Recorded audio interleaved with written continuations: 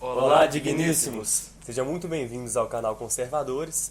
Antes de iniciarmos o vídeo, já curta, se inscreva no canal, ative o sino das notificações, marcando lá o todos para receber todas as notificações de novos vídeos nossos.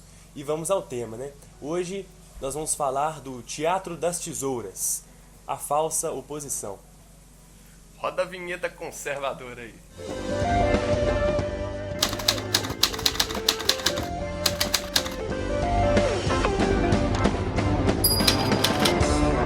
Então, digníssimos, o Teatro das Tesouras é uma estratégia utilizada para permanência no poder, para manter essa hegemonia de uma única força. O que acontece? É desenvolvido, na verdade, uma diferenciação, uma abertura, uma divisão da mesma força em duas facetas que publicamente se colocam como oposição, sendo uma mais extremista, mais extrema, e outra mais moderada. E com base nisso, eles pretendem reforçar essa hegemonia, né? Criando essa ilusão de oposição, onde os outros opositores, né, as outras pessoas, os outros partidos, eles saem de cena. E o foco fica mesmo nessas duas faces da mesma moeda. Essa estratégia, podemos dizer que teve início com Lenin na União Soviética. Lenin era o líder do Partido Comunista Soviético, e ele ascendeu ao poder em 1917, com a Revolução de Outubro, porque a Primeira Guerra tinha causado muitos prejuízos para a União Soviética até então. Então, com essa Revolução de Outubro, Lenin ascendeu ao poder, e como ele estava aí alguns anos, né, depois disso, até 1922, por aí, começou a surgir alguns assuntos contraditórios, algumas críticas ao governo, e aí Lenin deu uma boa sacada e desenvolveu a oposição de esquerda, claro que não publicamente, né? Mas foi desenvolvida ali uma oposição de esquerda, onde esses opositores criticavam ferrenhamente o governo, mas sempre de forma amistosa, né? Com isso, consequentemente, Lenin alcançou o que queria, que era o reforço ainda mais do seu governo, porque parecia até então que só o governo reinava. E aí, surgindo uma face opositora, um viés de oposição, começou a ter discussões, e nessas discussões ele podia crescer muito mais e se desenvolver muito mais. Então, nessa União Soviética de Lenin, né, a partir de 1917, foi desenvolvido essa estratégia para manter hegemonia, para permanência no poder. Digníssimos, a ideia de trazermos esse conteúdo a vocês se resume em uma palavra: inconformidade. Inconformidade com uma política velha, uma política contaminada, comunista e socialista, vivida por aproximadamente 29 anos, que mudou nas eleições de 2018, que foi um ponto fora da curva. E a ideia de trazermos esse conteúdo a vocês é a fim de evitarmos com que a história possa se repetir. Nós devemos olhar para o passado e aprender, e não precisar repetir os mesmos erros, porque nós temos a capacidade de fazermos a diferença e evitar com que os bons costumes, os princípios possam ser corrompidos. Então, digníssimos, com o fim do regime militar em 1984, foram realizadas as eleições indiretas, onde Tancredo Neves deveria ter assumido o poder, veio a falecer, e José Sarney assumiu, ficando no poder executivo até 89. Onde aconteceram as primeiras eleições diretas no Brasil pós-regime militar. E desde 89 até o ano de 2018, se perdurou o Teatro das Tesouras no Brasil. A esquerda entrou no poder em 89 e só saiu em 2018. Uma falsa oposição desde o início, o que ficou mais caracterizado entre PT e PSDB. Inclusive, o grande Olavo de Carvalho diz que foi na USP, né, no fim do regime militar, onde os grandes intelectuais socialistas e comunistas, que são os líderes do PT e do PSDB, se aperfeiçoaram ideologicamente. Inclusive, Brasil Paralelo desenvolveu um documentário excepcional tratando desse assunto, onde traz vários episódios de cada ano das eleições, até o ano de 2014, e o documentário é excepcional. A gente vai deixar aqui nos cards, depois vocês deem uma olhada para se aprofundar ainda mais sobre o que de fato é o Teatro das Tesouras e como ele foi desenvolvido no Brasil. Para compreender o que vem a ser essa estratégia do Teatro das Tesouras, a gente precisa de voltar um pouquinho mais no tempo. época do regime militar. O regime militar teve início em 64, terminou em 84, e o cenário pós-regime ele era muito conturbado. Nas eleições de 89 mesmo, a gente tinha um candidato que tinha sido exilado pelo AI-5 e voltado aí na década de 70. Brizola. Leonel Brizola. Então, o cenário era bastante conturbado, mas para o fim do regime, na década de 70, os comunistas começaram a utilizar uma outra estratégia, porque os militares reprimiam muito a guerrilha, né? Então, eles tiveram uma outra estratégia e falaram da seguinte forma: olha, a gente continua aqui, vocês continuam aqui com essa estratégia de guerrilha, guerra armada, luta armada contra os militares, e a gente vai tomar aqui um outro caminho. E era a linha de Anthony Gramsci, que dizia que a forma de chegar ao poder, de manipulação de massa, era através das universidades, era através da educação. Então, a partir daí, os socialistas brasileiros se subdividiram em duas faces já, uma mais extrema, que era a de guerrilha, e a outra para ser implantada nas universidades. Duas vertentes da esquerda buscando o mesmo objetivo, Isso. que seria realmente a implantação da ideologia esquerdista em todos os brasileiros. Isso aí, Olavo de Carvalho mesmo disse que era basicamente assim: nós vamos por caminhos diferentes, mas para alcançar o mesmo objetivo, e quem chegar primeiro chama o outro. Chama o outro. Então era exatamente. basicamente isso. Subdividindo então os guerrilheiros dos gramscistas, para dizer assim, que eram os intelectuais de esquerda, começou a estabelecer nas universidades, principalmente na USP, como você mesmo disse antes, essa hegemonia e essa criação de alguns partidos também. Foi o caso do PT E do e do PSDB. Né? Então, dando início um pouco mais para frente, depois das eleições indiretas, as primeiras eleições diretas que foram em 89. Como que era o cenário em 89? Pós-regime, primeiras eleições diretas, 29 anos sem as eleições diretas, né? Tínhamos 22 candidatos. 22 candidatos. E eu destaco aqui que apenas dois poderiam ser considerados de direita. Um era o candidato que representava os militares, e o outro era o grande Enéas Carneiro, grande conservador, né? Assim, nacionalista, mas grande conservador. Era considerado louco, né, naquele tempo, e hoje a gente vê que Gênio, né? o cara era um gênio. Estava muito à frente do seu tempo. Então, 22 candidatos, apenas 2 de direita, mas ainda assim nacionalistas, e os outros 20 tudo farinha do mesmo saco, tudo de esquerda. Destacamos aqui o Collor, Brizola, que é esse que nós falamos, foi exilado e voltou na década de 70, e o Lula, que era um comunista, ele era líder do recém-criado PT. O PT ainda era novo.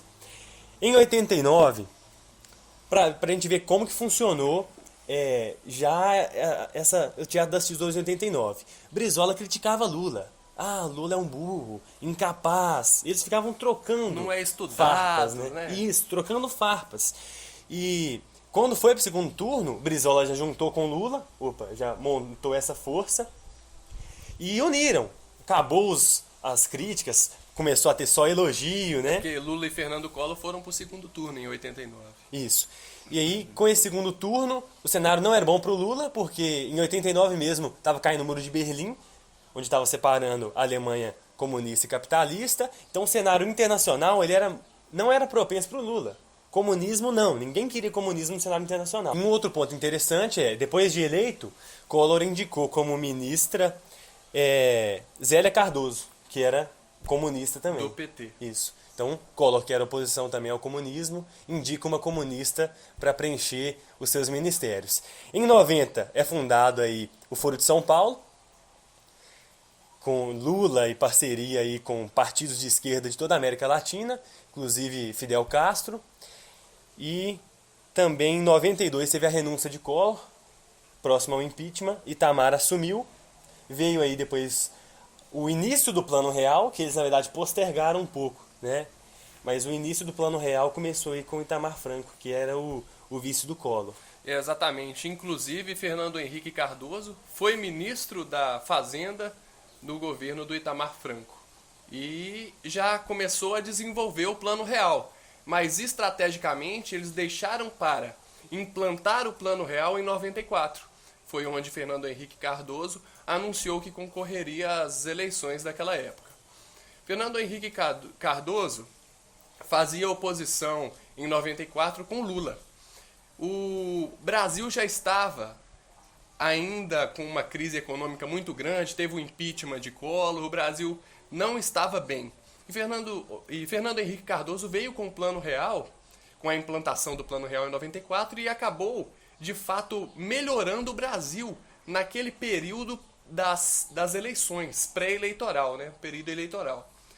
E com essa visão dos brasileiros de que ele era uma pessoa que mudou a economia do país, que de fato transformou os brasileiros, né?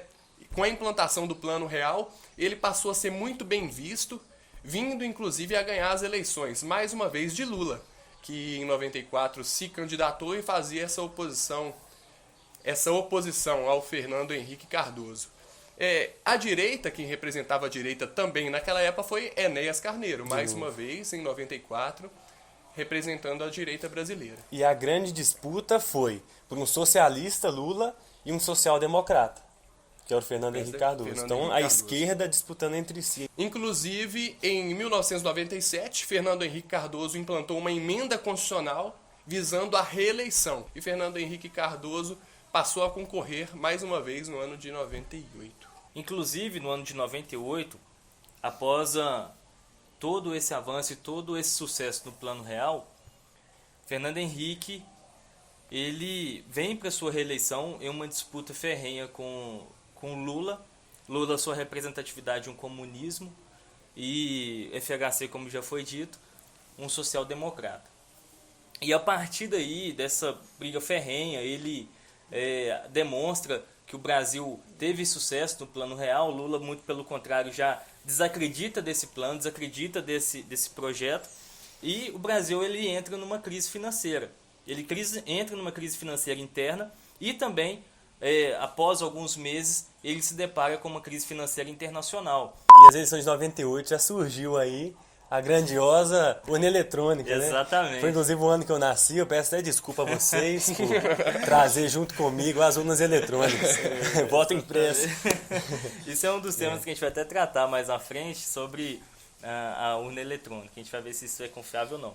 Mas foi nesse ano que estreou a urna eletrônica e, para deixar claro, o FHC saiu vitorioso na frente de Lula. Sim. Dando um salto ainda um pouco mais no tempo, né, passando mais 4 anos, teve as eleições de 2002 que o Lula ganhou e ele deu aquela maquiada, né? Contrataram um marqueteiro, José Dirceu, o PT contratou um marqueteiro para dar aquela maquiada no discurso, e o Lula deixou de ser aquele Lula revolucionário, guerrilha armada, passou a ser aquele Lula paz e amor, barbinha feita, terno. É verdade. E aí, com base nessa mudança de imagem, porque o cenário ainda não era positivo para o comunismo internacionalmente, aí ele conseguiu aí ser eleito com um discurso mais, né, maleável. E foi inclusive a partir daí que o PSOL foi fundado, porque uma extremista de esquerda não aceitou essa postura do Lula e fundou o PSOL para ser um braço do socialismo mais extremo aqui no Brasil. Exatamente. Lula aproveitou inclusive também da baixa do FHC, tendo em vista que a economia do país não estava tão boa. E é importante levar em consideração que desde 94 estavam envolvidos em corrupção. Em 94, os vices, tanto de Lula quanto do Fernando Henrique Cardoso, ambos os vices deixaram de ser vices porque estavam sendo acusados de corrupção, de ter recebido propina. Então os dois vices tiveram que sair, tiveram que entrar outros vices porque eles já estavam envolvidos em corrupção. Então, desde de 94, quando de fato surgiu o Teatro das Tesouras entre PT e PSDB, que a corrupção reinava. Sim, inclusive o discurso de Lula em 2002 foi esse, anticorrupção. Né? Nós vamos bater na corrupção, o corrupto vai ser preso. Um ponto interessante também, né? A questão do Teatro das Tesouras, alternância, duas faces da mesma moeda. Não tinha ninguém de direita em 2002. Ninguém. Em 2002 não tinha ninguém de direita. Era Lula, José Serra, Antony Garotinho, que depois, né, foi governador do Rio e também com diversos escândalos de corrupção, com sua esposa, foi preso e blá. E Ciro Gomes do PDT, que ficou em quarto. E olha que interessante, Lula defendia a luta ferrenha contra a corrupção desde 2002, quando ele entrou. E no seu primeiro ano de governo já surgiu o Mensalão. E além do Mensalão surgiu escândalo de bingo, escândalo nos Correios, dólar na cueca, máfia dos sanguessugas e o mensalão, que foi absurdo. Roubaram muito. E o José Dirceu, que era o ministro da Casa Civil do governo Lula, assumiu todo o BO, vamos dizer assim, do mensalão, blindando Lula, presidente do Brasil na época. Ele blindou Lula no que diz respeito ao mensalão. José Dirceu saiu do Ministério da Casa Civil e a Dilma assumiu. Olha que interessante. Quem fazia, em 2006, oposição com Lula foi Geraldo Alckmin, outro representante do PSDB. E eles foram para o segundo turno. É importante ressaltar que não tiveram candidatos da direita disputando a eleição no ano de 2006. E eles foram para o segundo turno e Alckmin visivelmente recuou. Tanta corrupção envolvendo o governo PT e Alckmin não bateu na tecla da corrupção, né? Ele ficou mais light. O Geraldo Alckmin não fez o papel de oposição. Ele parece que visivelmente ele deixou o Lula ganhar as eleições naquela época. Porque ele tinha como ele falar sobre essa questão da corrupção e em momento algum ele falava. Eles defendiam inclusive as mesmas coisas, as mesmas ideias, visivelmente em todos os debates políticos, ficando evidente que PT e PSDB já eram aliados. Isso persiste até em 2010. Em 2010, com o apoio de Lula, a fim de eleger Dilma, a gente vê uma disputa entre José Serra e Dilma. Chega a certo ponto, a disputa fica até um pouco suja, fica feia, principalmente chegando na segunda fase da eleição, que eu fui segundo turno. Então a gente observa isso. Só que a priori a gente tem que entender que Lula de 2006 a 2010 ele traz uma política contaminada também, com impressão de dinheiro, mais Estado, e essa é a ideia que Dilma vem pregar também em 2010. E com isso ela é eleita presidente do Brasil.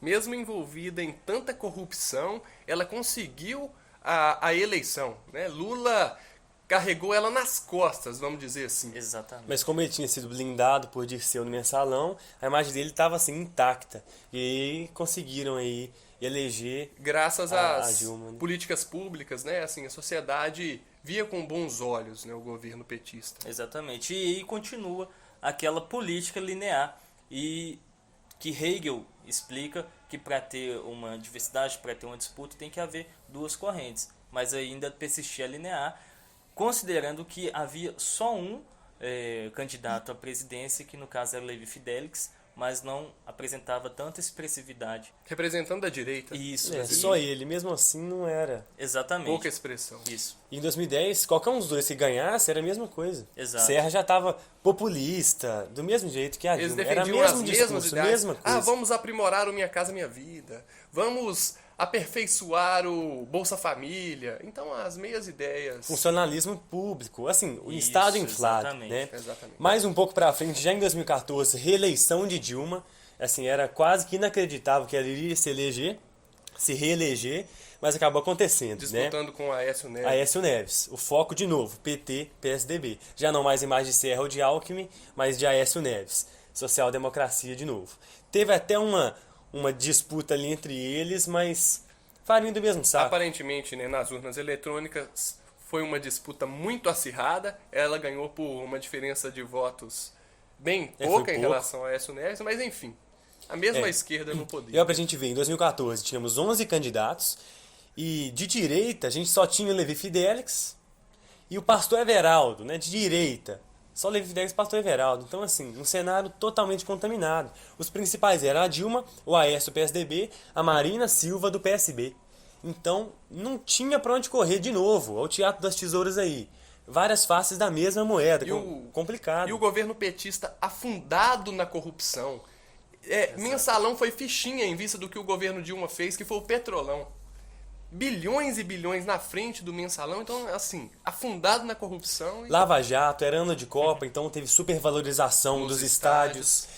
Financiamento de governos atrelado ao Foro de São Paulo, na América Latina, Venezuela, Cuba, Argentina. Médicos cubanos que vieram para o Brasil. Então, assim, foi também um caos em relação à corrupção e desgoverno, má administração, literalmente. Exatamente. E Dilma conseguiu a reeleição em 2014. Então, entramos agora já na última eleição, que foi o ponto fora da curva, que é a eleição de 2018. Ainda assim, a gente viu que teve sim uma tentativa de permanecer com o teatro.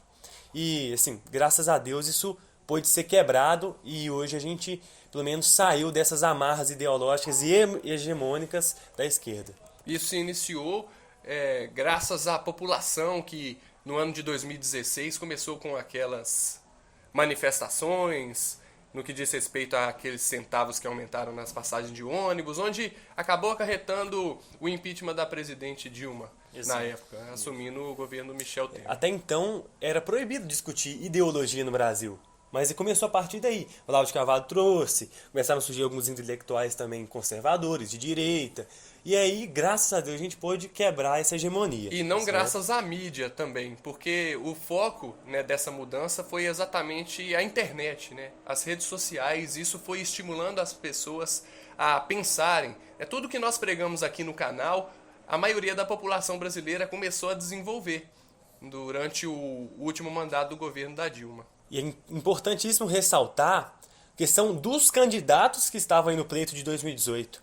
A gente pode, né, até expor aqui, ó, Haddad já tinha sido ministro da Educação de Lula e de Dilma.